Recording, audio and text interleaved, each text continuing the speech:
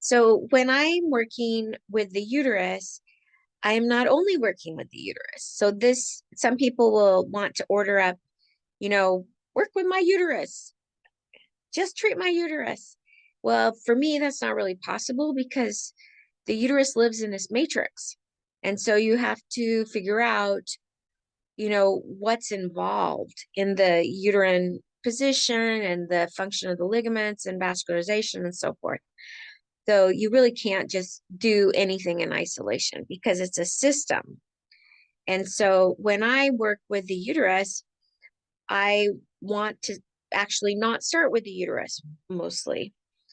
Generally, I'll start with other things that surround it. So if the kidneys are not in their proper position, I will generally start with the kidneys because they don't belong in that neighborhood of the uterus.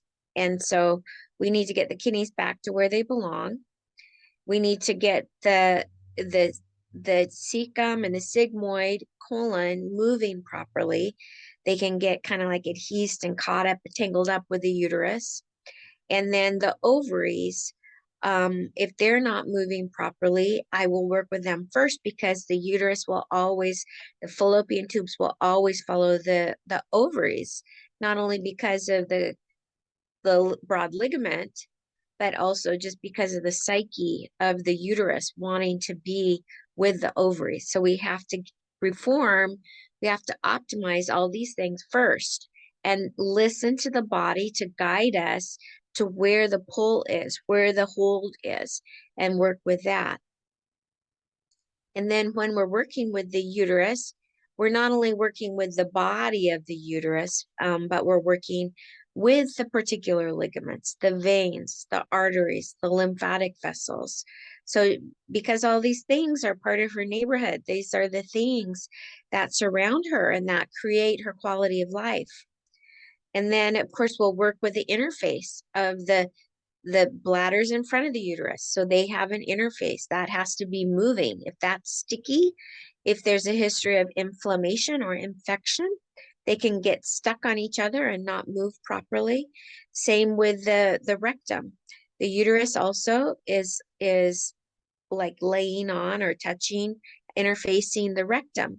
So if with that infection, inflammation, constipation, diarrhea, any kind of GI thing, you can get stickiness there too, and that has to be taken care of.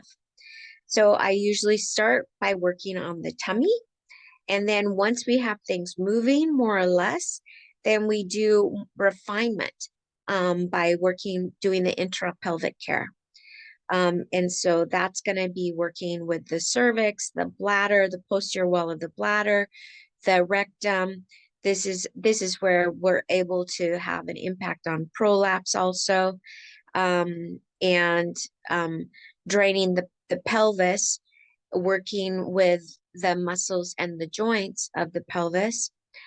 And then also I include adjusting because if the sacrum is twisted and that's primary, then you're going to have a uterus that never goes back into position. If the uterus is twisted, it will pull on the sacrum. So you have to listen and you have to recognize what's primary and what's secondary so that you can get a full balancing and resolution.